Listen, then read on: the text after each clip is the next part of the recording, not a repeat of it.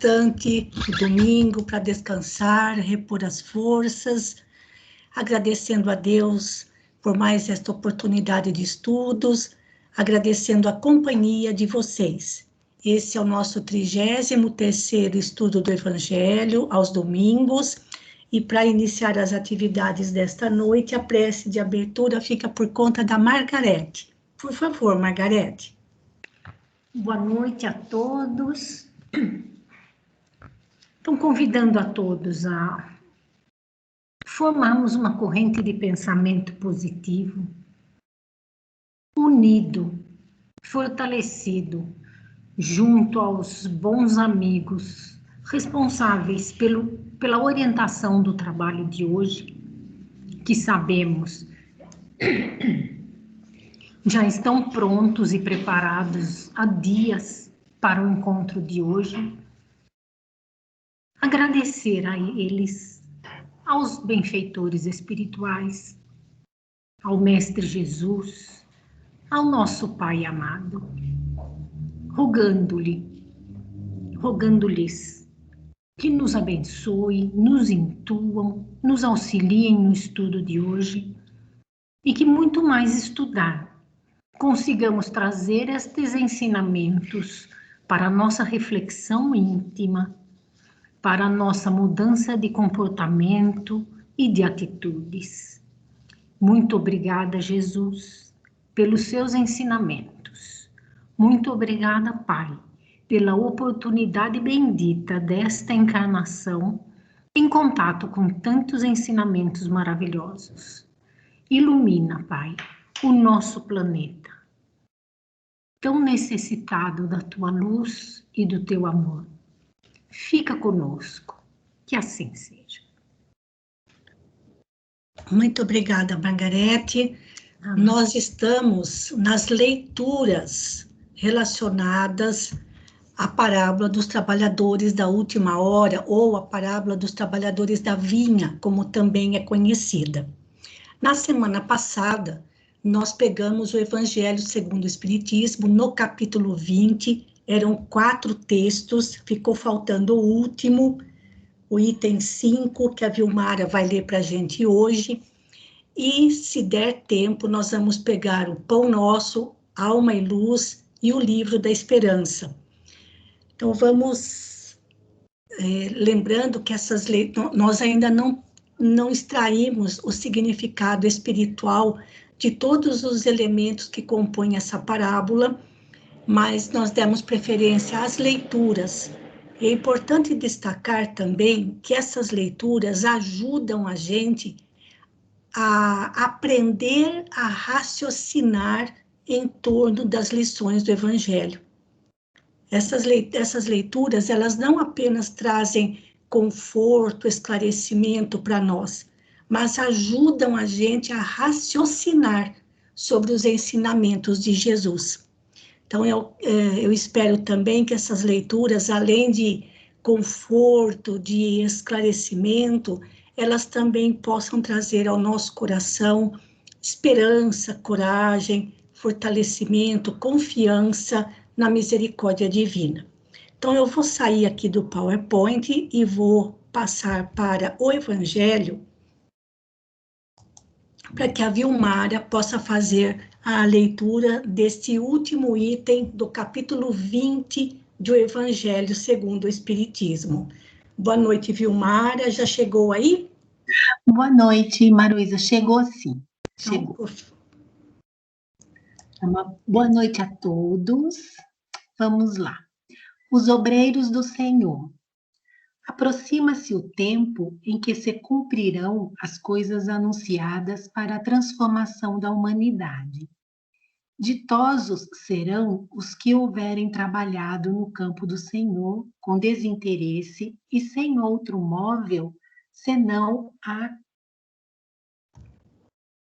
caridade. Seus dias de trabalho serão pagos pelo cêntuplo do que tiverem esperado. Ditosos os que hajam dito a seus irmãos: trabalhemos juntos e unamos os nossos esforços, a fim de que o Senhor, ao chegar, encontre acabada a obra. porquanto o Senhor lhes dirá: vinde a mim, vós que sois bons,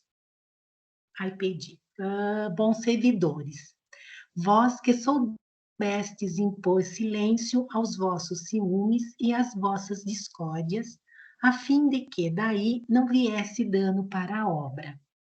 Mas ai daqueles que, por efeito das suas dissensões, houverem retardado a hora da colheita, pois a tempestade virá e eles serão levados no turbilhão.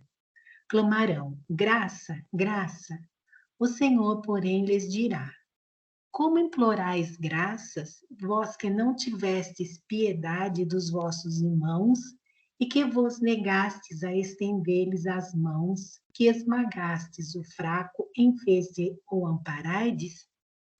Como suplicais graças, vós que buscastes a vossa recompensa nos gozos da terra e na satisfação do vosso orgulho? Já recebestes a vossa recompensa, tal qual a quisestes.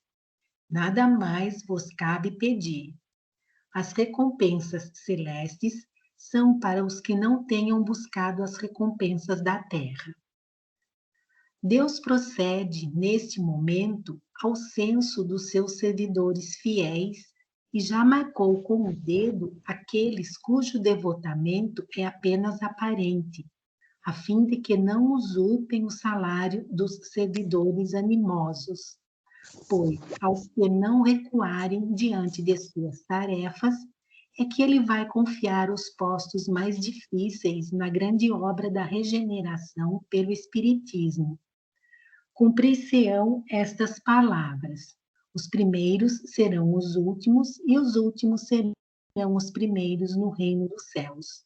O Espírito de Verdade, Paris, 1862. Isso. Pode fazer seus comentários, viu, Mário? Tá.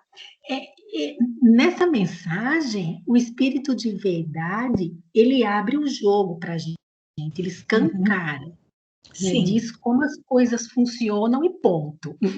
É assim, exato. né? E não tem conversa. Então ele diz, né, que é só através da caridade que se sobe os degraus da evolução.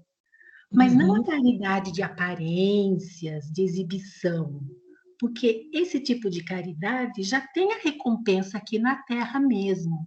Sim. Né?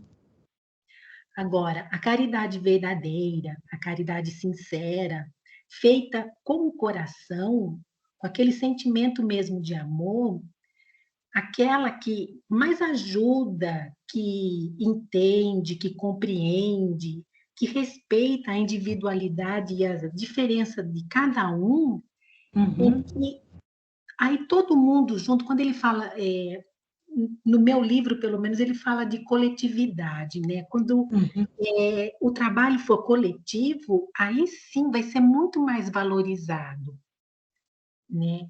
E que Deus, ele sabe quem pertence a qual grupo, né? Ele sabe quem pertence a um, quem pertence ao outro. E sabe também, e ele já sabe quem vai ser quem vai merecer as maiores responsabilidades, né? Os cargos, entre aspas, né? Para ajudá-lo na regeneração do planeta ou dos planetas, né? E a recompensa da caridade sincera é essa, é mais trabalho, trabalho e trabalho. Sim. Sempre, né, visando uma situação melhor para todo mundo. Sim. E é isso. Obrigada, Maroísa.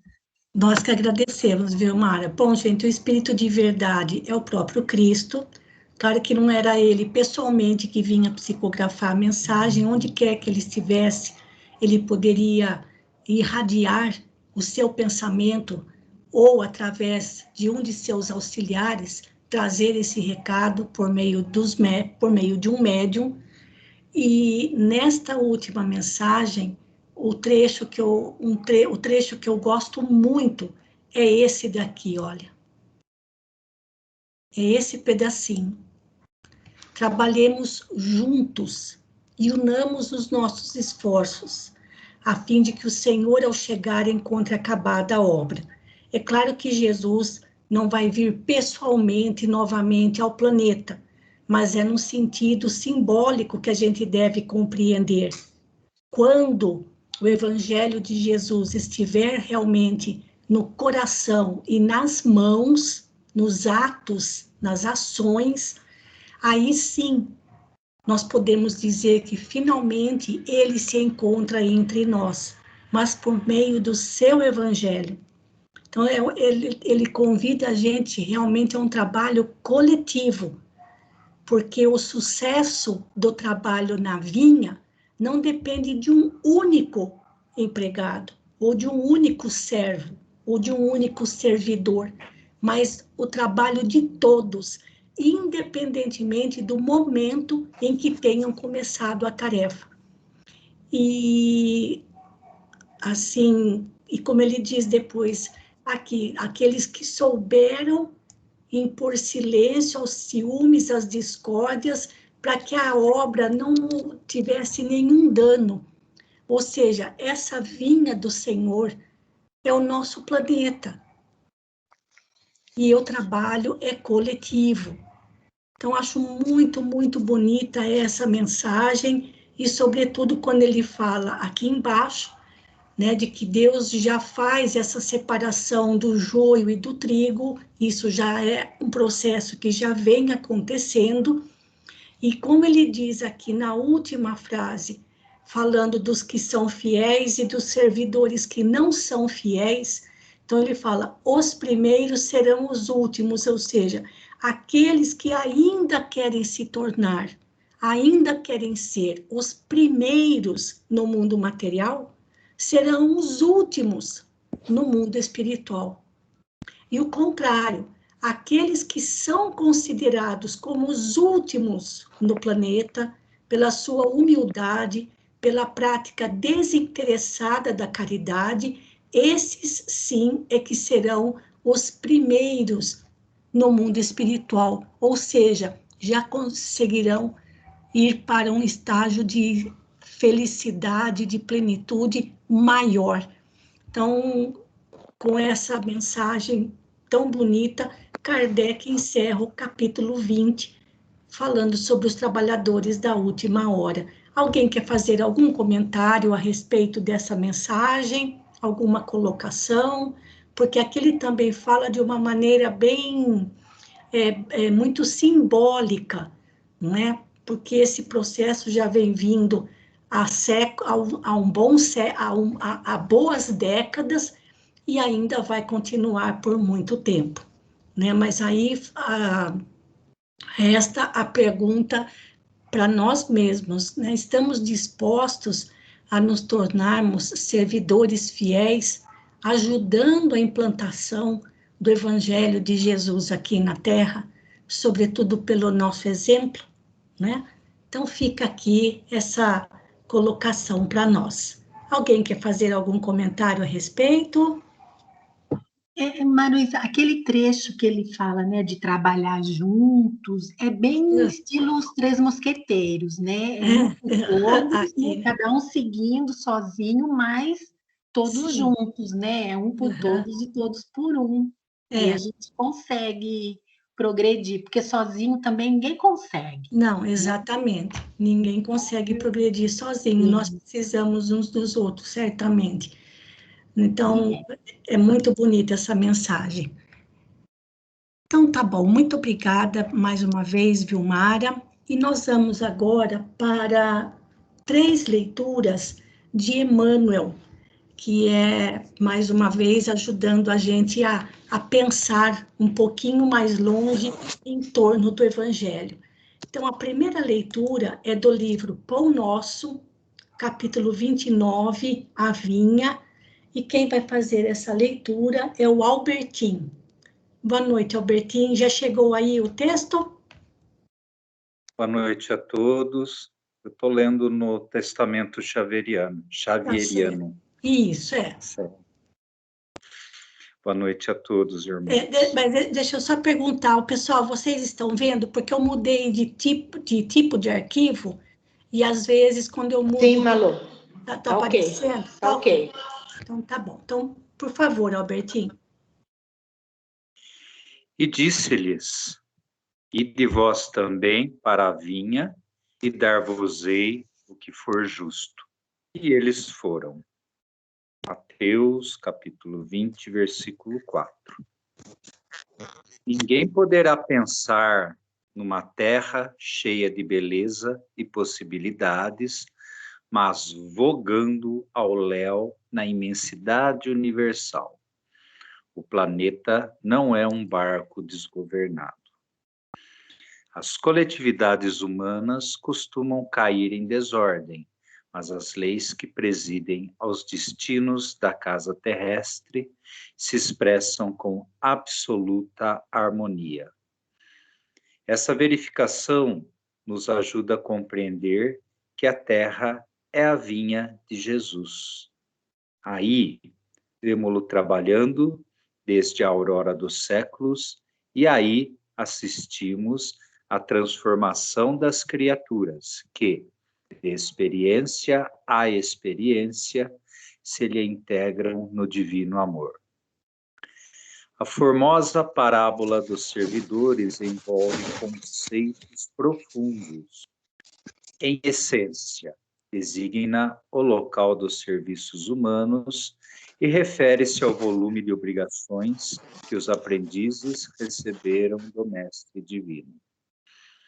Por enquanto, os homens guardam a ilusão de que o orbe pode ser o tablado de hegemonias raciais ou políticas, mas perceberão em tempo o clamoroso engano, porque todos os filhos da razão, corporificados na crosta da terra, trazem consigo a tarefa de contribuir para que se efetue um padrão de vida mais elevado no recanto em que agem transitoriamente. Onde quer que estejas, recorda que te encontras na vinha do Cristo. Vives sitiado pela dificuldade e pelo infortúnio? Trabalha para o bem geral. Mesmo assim, porque o Senhor concedeu a cada cooperador o material conveniente e justo. Emmanuel. É um texto em que ele começa dizendo, né, que a vinha é o nosso planeta azul. Mas o planeta não é uma nau desgovernada, né? O planeta, ele obedece às leis naturais e universais, ou seja, o planeta, ele está em harmonia. Quem entra em desordem, né, somos nós, são as coletividades humanas, mas essa desordem, quando ela vem justamente para o nosso aprendizado, para que nós possamos trabalhar, enfatizando mais uma vez, trabalhar em conjunto para a evolução, não só nossa, mas também para a evolução geral, né? Então, o mestre nos dá o planeta que é a sua vinha, né? Para que nós possamos trabalhar, possamos obter essa elevação, obter essa harmonia, né? Ele coloca aqui, né, sobre a transformação das criaturas de experiência a experiência para integrar o divino amor, né? Ou seja, palavras muito sábias, muito bem colocadas, em cada frase tem uma significação que nós podemos estar sempre tirando esse aprendizado, né? E ele diz, né, que nós achamos que o planeta é um tablado de hegemonias raciais ou políticas. Ou seja, ainda nós não temos a visão espiritual, nós temos a visão material, né? Mas o mestre, ele espera que nós percebamos em tempo esse engano, para que possamos, aqui na sua vinha, poder contribuir com o nosso trabalho para a elevação geral, né? E a 9, né? Para fechar com chave de ouro. A 9, ele diz: vives sitiado pela dificuldade, pelo infortúnio, ou seja, estamos sempre reclamando de dificuldades para nós podermos fazer a caridade, para podermos ajudar o próximo. E aí Emmanuel coloca essa frase muito feliz: trabalha para o bem geral, mesmo assim, ou seja, mesmo se estamos vivendo em dificuldade e no infortúnio, né? Porque o Senhor concedeu a cada um de nós o material conveniente e justo, ou seja, nós temos as ferramentas de acordo com a dificuldade que nós temos que enfrentar para podermos realizar o nosso trabalho, né? E como foi dito na leitura da Vilmara, deixarmos a obra do Senhor pronta para quando ele chegar. Obrigado. Muito obrigada, Albertinho. O que eu acho interessante também aqui nesse parágrafo 9 é quando o Emmanuel diz: trabalha para o bem geral. Esse bem geral inclui toda a criação divina, não somente os outros, os nossos irmãos, ou a coletividade humana. Envolve os animais, os vegetais, a própria natureza, ou seja, a natureza em si. Porque quando fala bem geral, normalmente a gente pensa nesse geral apenas como sendo a coletividade humana, mas não. É toda a criação divina que merece a nossa reverência e o nosso respeito.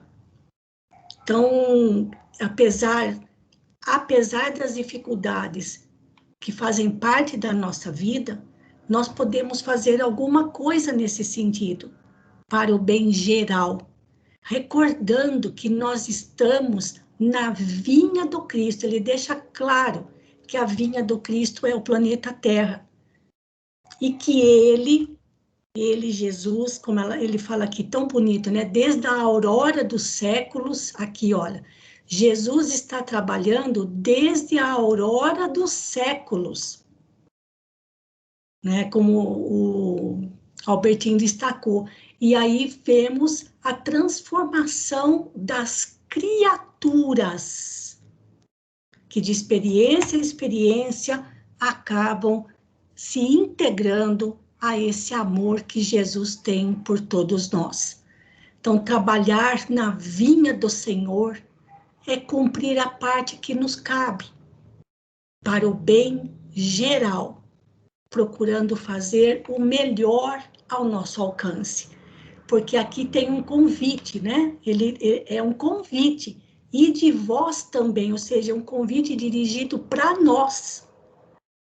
Venha também trabalhar na minha vinha, e você vai receber o que for justo. E os trabalhadores do último momento foram. E com isso, Jesus valorizava o último instante. E nós estamos no último instante dessa transformação moral da humanidade. Claro que não vai acontecer num passe de mágica e nem na mudança de um ano para o outro ou de uma hora para outra automaticamente.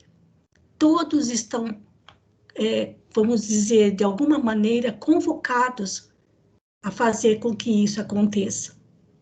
Então, esse último instante, o fato de Jesus, na parábola, dizer que na última hora ele ainda chamou trabalhadores para a sua vinha, ele está dizendo que o último momento também é importante. E nós estamos num último momento, que pode durar ainda alguns séculos, para que o nosso planeta só passe a receber espíritos regenerados. Então, essa parábola, gente, eu não sei se eu estou conseguindo transmitir para vocês a beleza que ela tem e a importância dessa questão do trabalho da vinha do Senhor. Mas vamos continuar lendo para que a gente possa ir desenvolvendo melhor o nosso raciocínio a respeito. Muito obrigada, Albertinho. Alguém quer fazer algum comentário? A próxima leitura agora é de um livrinho chamado Alma e Luz. E quem vai fazer a leitura é a Marise, capítulo 7, Trabalhando. Boa noite, Marise. Já Boa chegou? Noite a todos, já. Então pode começar. Trabalhando. Quando estudamos a lição dos trabalhadores da última hora, nas páginas divinas do Evangelho, recordamos que realmente, trabalhando, é possível alcançar as realizações que nos propomos atingir. Trabalhando, o coração empolgado pelo desânimo pode converter, de imediato, as trevas da amargura em claridades imperecíveis de alegria e esperança. Trabalhando, a criatura frágil se fortifica, pouco a pouco, dominando o campo em que respira, vive e cresce. Trabalhando, a mente ataca, abaixa só um pouquinho, Maru, por favor, atacada pelo veneno do ódio ou da desesperação, encontra recursos para compreender as próprias lutas. Com mais clareza, aprendendo a transformar revolta e fel em paciência e perdão. Trabalhando, a alma isolada pela discórdia pode surpreender a abençoada luz da harmonia e da paz, depois de longas noites de conflito e agonia. Trabalhando, o mal se faz bom, o adversário se transforma em amigo, o infeliz atinge a casa invisível e brilhante do eterno júbilo. Guardemos as palavras de Jesus e trabalhemos sempre na extensão do bem. O livro ou o tribunal, a enxada ou a semente aguardam nossos braços, tanto quanto os sábios e os ignorantes esperam por nossa compreensão cada dia, cooperação cada dia. Fujamos as sombras densas e guerras escuras do nosso próprio eu, devotando-nos ao serviço de Deus na pessoa e nos círculos dos nossos semelhantes. Plantando a felicidade dos outros, encontraremos a nossa própria felicidade. O anjo que se ponha a dormir num vale, tentado pelo perfume das flores efêmeras, pode repousar indefinidamente nas trevas, enquanto o aleijado, que se dispõe a arrastar-se, sangrando o corpo e cobrindo-se de suor na subida do monte, pode alcançar a glória do cimo e banhar-se de sublimes clarões antes dos que dormem, com a graça divina da gloriosa alvorada. Os últimos serão os primeiros, disse o Senhor. Em verdade, será difícil a compreensão do semelhante ensino para a nossa lógica habitual. Entretanto, se vives servindo, compreenderás que o trabalho realmente pode operar o milagre divino, o divino milagre. Isso. Pode comentar, Marisa, o que você gostou mais, o que você achou de interessante. Bom, o que eu achei, assim, que eu gostei muito aqui do texto, foi aquela parte que fala que quando o anjo dorme. Uhum. Porque quando a gente fala em anjo, pelo menos eu me submeto a uma pessoa, assim, que não tem problema, uma pessoa mais purificada. Então, ela não precisa lutar para superar os seus problemas, porque todo mundo tem uma missão. Então, nessa missão, a gente pode ser muito difícil, mas a gente for trabalhando o nosso eu, trabalhando todas as leis que a gente aprende sobre caridade, sobre tudo que fala no Evangelho, vai ser mais fácil a nossa aceitação. Então, eu gostei muito dessa parte do anjo. Ó. O anjo que se põe a dormir num vale, tentado pelo perfume das flores efêmeras, quer dizer, ele deixou de fazer o seu papel. Sim. E enquanto que o aleijado, seria aquela pessoa que sempre cai e levanta, não desiste nunca, não desiste nunca. Se você tem fé, você não vai desistir nunca. Apesar das limitações, né? Porque o aleijado tem limitações, né? Aqui ele é nesse sentido. Exatamente, porque às vezes as limitações é o nosso próprio conhecimento, não seria? As nossas limitações, sejam elas físicas ou até de conhecimento, no final das contas, acabam empurrando a gente para frente, porque a gente quer vencer essas limitações, né? E vencendo essas limitações, a gente vai aprendendo e ganhando experiência, não é? Exatamente, e às vezes eu acho que tem pessoas que têm muito mais, não é qualidade, mas elas são muito, têm um alicerce teoricamente melhor do que muitas pessoas que sofrem na vida, e elas ficam ali paradas, achando que está tudo certo, enquanto tem aquelas pessoas, coitadinhas, que tem que, até nós, a gente tem que sempre estar sempre batalhando. Batalhando, e a gente tem que sempre resignar, né? Se resignar ao próximo, ter paciência e tudo mais. A gente não pode julgar o próximo, a gente tem que entender o próximo. É isso. Tá certo, Marise, agradeço muito a sua leitura, seus comentários, e destacando, né, com essa lição, Emmanuel destaca para nós que essa parábola fala de trabalho, porque o dono da vinha chama os servidores para trabalhar na vinha. Eles não foram chamados para ir para a vinha para desfrutar ou para se regozijarem, para se alegrarem, ou para festejarem os frutos. Eles foram cuidar da terra, cuidar da própria vinha, até que chegasse o momento da colheita. Então, essa parábola fala, aliás, uma boa parte das parábolas fala realmente de trabalho. E essa é bem específica nesse sentido. Então, o que Emmanuel destaca aqui é que trabalhando, né? E aqui não se trata apenas de trabalho profissional, é isso que é importante, tá bom, gente? Não se trata somente do nosso trabalho profissional, porque conforme os próprios espíritos falaram a Kardec no Livro dos Espíritos, toda ocupação útil é trabalho. Ocupação útil é aquela que produz resultados úteis, se não para nós, para o bem geral. Então, nós podemos fazer muitas coisas sem ser do nosso trabalho profissional, como sendo uma ocupação útil que vai trazer algo de bom para alguém. E aí Emmanuel dá vários exemplos. E, sobretudo, o trabalho principal é dentro da gente mesmo. Porque, olha que interessante, tudo que ele falou aqui é trabalho íntimo.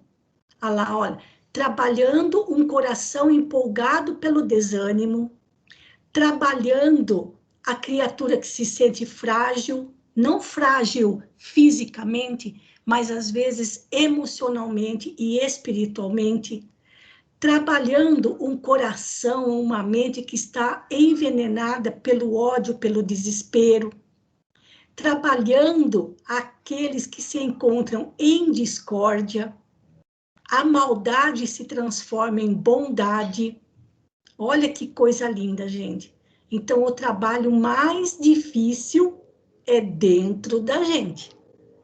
Então, aqui ele valoriza essa questão do trabalho destacada por Jesus nesta parábola. Alguém quer fazer mais algum comentário a respeito? Muito bonito esse texto também. Eu entendi mais, Maruísa, que ele, nesses exemplos, que foi o trabalho, assim, externo mesmo. Olha, eu me dedicando a alguma coisa, o coração desanimado se converte. Sim, converte também, as claro. trevas, né? Sim, sim. Eu trabalhando, mexendo com as mãos, Mexendo com fazendo as alguma mãos coisa também, pela sim. coletividade, eu vou me transformar de criatura frágil em fortificada, Sim. pouco a pouco. Sim, Né? sim. Não é do dia para a noite, não é da noite para o dia. Sim. É pouco a pouco. Aliás, essa conotação que você está falando, Margarete, é a conotação principal, é o trabalho externo mesmo. E né? eu acho que ele fala isso mais lá para o fundo, não é? A mente, no adversário, o amigo infeliz, seja no livro. Fujamos as sombras densas e as guerras do nosso próprio eu. Onde foi que eu vi? No círculo dos semelhantes, né? Assim, trabalhando e automaticamente, né? Mexendo a mão mesmo. Sim, fazendo alguma coisa mesmo. E modificando também o nosso interior, né? A gente vai conseguir fazer o papel porque somos todos o exemplo desse aleijado, né? Ninguém aqui é um anjo dormindo em vale nenhum, né? Isso, nós estamos exatamente. mais para a figura do deficiente, né? Que precisa de uma série de coisas para se elevar e principalmente de força de vontade para subir essa montanha, né? Sem dúvida. Mas é muito linda essa lição, muito bonita. Mais alguma coisa? Eu queria só também que você voltasse naquele trecho que fala do juiz e do trabalhador da enxada, o livro do tribunal, o livro ou o tribunal. Tá aqui, ó. Tá aqui, ó. Aí eu acho também bem importante essa parte, porque o livro ou o tribunal, a enxada ou a semente aguardam nos nossos braços. O livro ou o tribunal, na verdade, Maru, não seria nós mesmos, o nosso próprio julgamento? A gente se julgando?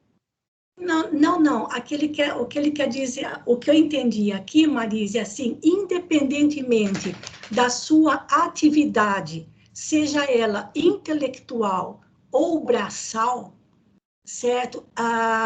Essa atividade aguarda que a gente faça realmente alguma coisa. Tá vendo lá? Nesse sentido, porque o livro ou o tribunal representando aqui um trabalho intelectual.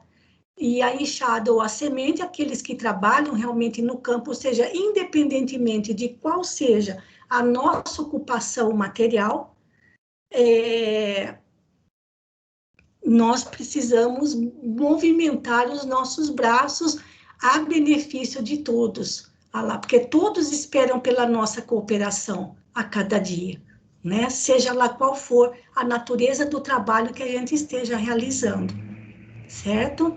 Pelo menos foi assim que eu entendi. Tudo bem? Posso dar um minuto? Claro.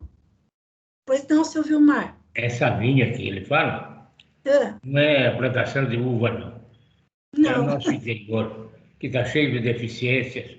É ali essa vinha que ele fala. Maior vinha. O maior problema nosso é a gente se profissional no assunto. Não vai na vinha lá. Eu mesmo vou na agricultura, eu preciso entender de agricultura. Agora, então, e nós vamos falar que a agricultura não é, e o Cristo quis dizer, não é totalmente material, mas é para que nós todos estejamos em condições de entender, para começar o trabalho íntimo da nossa própria regeneração. E aí é que está a vinha mais difícil. Os nossos defeitos anteriores. E nós estamos aqui exatamente para isso. Para nos modificarmos. Sim. Melhorarmos. Nos tornarmos pessoas melhores, né? Claro, claro. É o que ele fala nos parágrafos 9 e 10 aqui, ela plantando a felicidade dos outros, encontraremos a nossa própria felicidade. Isso. Né? Então, ao invés de ficar voltado só para a gente mesmo, que a gente se devote ao serviço divino. E o serviço divino é a felicidade do próximo. Muito bem. E quem trabalha o dia inteiro não tem tempo para ficar pensando na vida alheia. Sim, é verdade. Querendo melhorar-se a si próprio com o trabalho. É carregando pedra mesmo aqui. Esse trabalho duro. Não tenho a menor dúvida. Exatamente. Muito bem. Então, falta mais uma leitura para nós do livro que se chama Livro da Esperança. E quem vai fazer essa leitura é a Lenita, no capítulo 66. Pessoal, nesse livro, pela importância desta lição, que esse livro da esperança, nesse livro da esperança, Emmanuel faz comentários sobre cada capítulo do Evangelho segundo o Espiritismo. E no Evangelho segundo o Espiritismo, essa parábola é tratada por Kardec no capítulo 20. Sobre esse capítulo 20, neste livro, Emmanuel tem 6 capítulos falando sobre os trabalhadores da última hora. São os capítulos 66, 67, 68, 69, 70 e 71. Tamanha a importância desta parábola e das instruções dos Espíritos naquele capítulo 20 do Evangelho segundo o Espiritismo. A Lenita vai ler o primeiro e, para quem tem o livro, eu recomendo a leitura desses 6 capítulos, porque, sobretudo para nós espíritas, vale muito, são muito instrutivos. Mas a Lenita vai fazer para a gente aqui a leitura do capítulo 66, que fala sobre o espírita. Pode começar, Lenita. Maroísa, tem gente reclamando que não está aparecendo. Ah, é? Então eu vou sair daqui, eu vou parar de compartilhar e vou compartilhar de novo.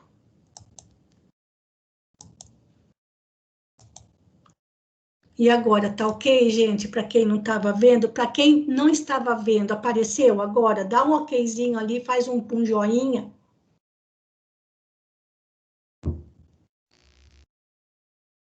Para ver se apareceu? Sim, a Vilmara respondeu que sim. Tá ok. Para mim, não. Eu vou sair e vou entrar de novo para ver se aparece. Tá bom, Jô. Pode começar, Lenita. Ok. O espírita. Assim, os últimos serão os primeiros e os primeiros serão os últimos, porque muitos são chamados, mas poucos escolhidos. Jesus. Bons espíritas, meus bem-amados, sois todos obreiros da última hora. Capítulo 20, tem 2. Aqui já é do Evangelho segundo o Espiritismo. Pode começar, Lenita. Essa lição é um pouco comprida, mas vamos lá. O espírita, na prática da doutrina espírita, faz-se realmente conhecido através de características essenciais. Rende constante preito e homenagem, manifestação de amor a Deus, começando na consciência. Considera a humanidade por sua própria família. Respeita no corpo de carne um santuário vivo que lhe cabe sublimar. Abraça o trabalho construtivo, seja qual seja a posição em que se encontre. abstém-se formalmente do profissionalismo religioso. Sabe-se um espírito em evolução e, por isso, não exige nos outros qualidades perfeitas que ainda não possui. Aceita sem revoltas, dificuldades e provações, por não desconhecer que os princípios da reencarnação situam cada pessoa no lugar que traçou a si mesma, ante os resultados das próprias obras. Empenha-se no aprimoramento individual, na certeza de que tudo melhora em torno, à medida que busca melhorar-se. Estima no dever irrepreensível cumprido, seja no lar ou na profissão, na vida particular ou na atividade pública, o alicerce da pregação de sua própria fé. Exalta o bem, procurando a vitória do bem, com o esquecimento de todo o mal. Foge à crítica pessoal, à face da caridade que lhe rege o caminho, mas não recusa o exame honesto e imparcial desse ou daquele problema que interesse o equilíbrio e a segurança da comunidade em que vive. Exerce a tolerância fraterna, corrigindo o erro sem ferir, como quem separa o enfermo da enfermidade. Estuda sempre, ama sem escravizar e sem escravizar-se. Não tem a presunção de saber e fazer tudo, mas realiza com espontaneidade e alegria o trabalho que lhe compete. Age sem paixões partidárias em assuntos políticos, embora esteja atento aos deveres de cidadão que o quadro social lhe preceitua. Usa as posses do mundo em favor da prosperidade e do bem de todos. Evita os excessos. Simplifica quanto possível a própria existência. Acata os preconceitos dos outros, conquanto não se sinta obrigado a cultivar preconceito algum. Definindo-se o espírita na condição de aprendiz infatigável do progresso, será justo lembrar aqui a conceituação de Allan Kardec, no item 7 do capítulo 1 do Evangelho segundo o Espiritismo. Assim como o Cristo disse: não vim destruir a lei, porém cumpri-la. O Espiritismo diz: não venho destruir a lei cristã, mas dar-lhe execução. Esses somos nós, os chamados, os trabalhadores da última hora. Vamos executar a lei, vamos executar o que o Cristo nos ensinou, nos deixou como exemplo, né? Isso. E assim, é tudo que já foi dito nos outros textos, né? Que aqui ele está nos chamando, assim, eu acho que eu ainda não estou nesse patamar de espírita, né? Que eu ainda tenho algumas deficiências que ele coloca como não tendo mais, né? Mas a gente está estudando, a gente está aprendendo. Realmente, eu acho que a gente já está num patamar que já não tem mais preconceitos, né?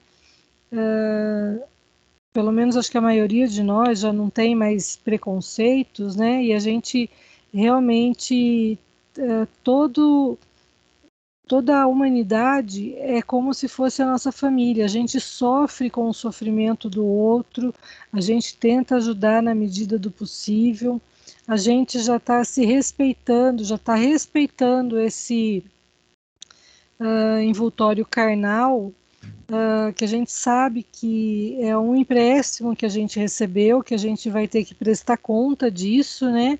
Tendo tratado mal esse corpo, a gente vai ter que prestar conta disso, né?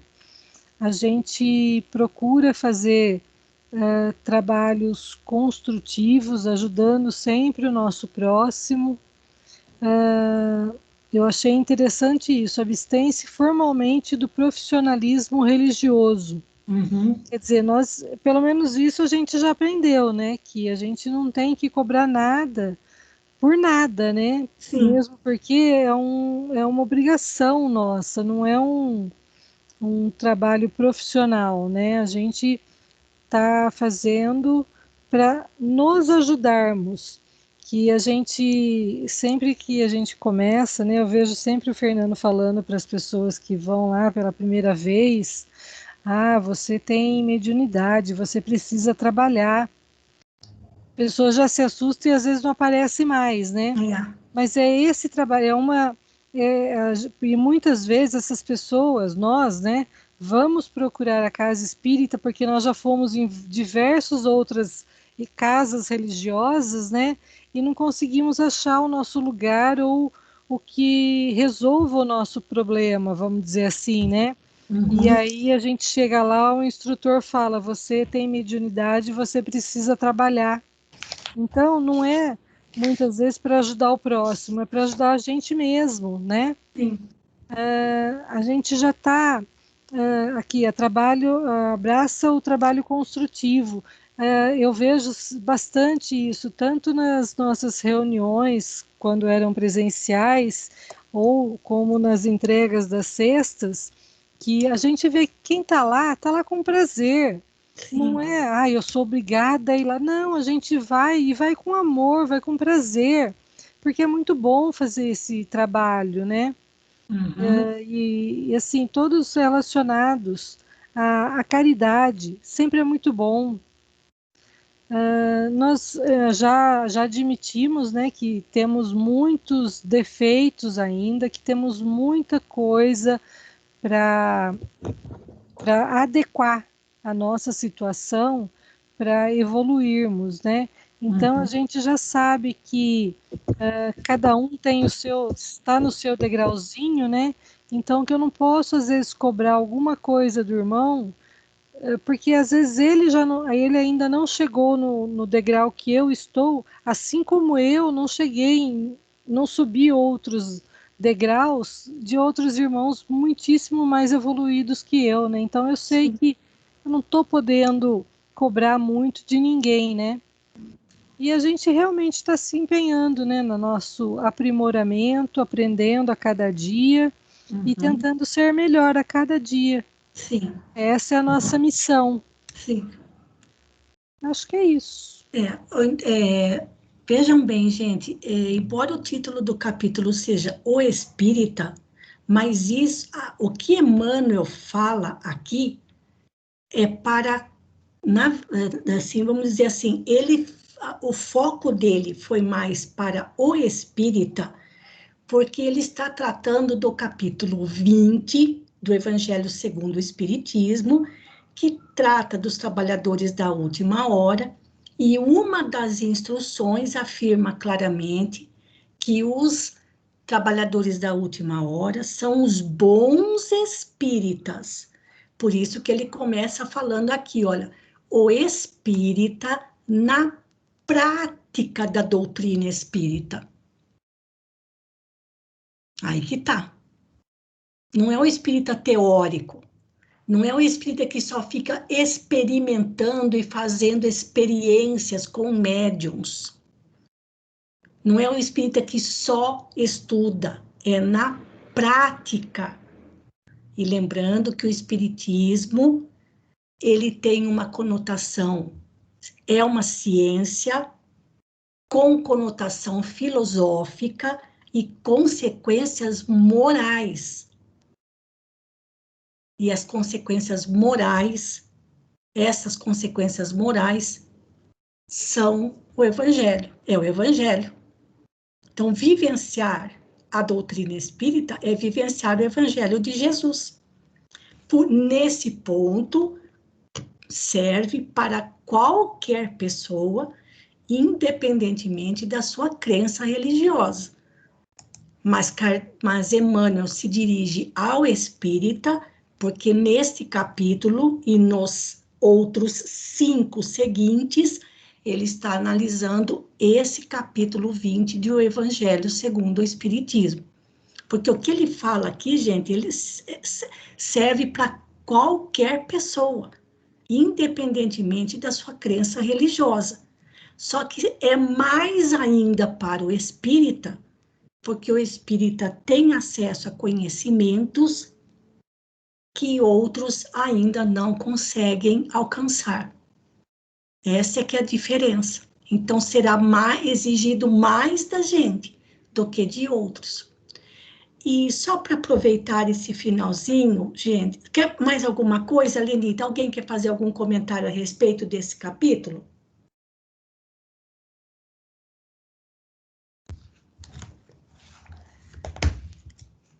Pessoal, só aproveitando um restinho aqui do nosso tempo, eu vou passar no capítulo seguinte, onde ele fala, onde o título é Tempo do Hoje, mas ele, de novo, olha lá, é um comentário relacionado ao capítulo 20 do Evangelho segundo o Espiritismo.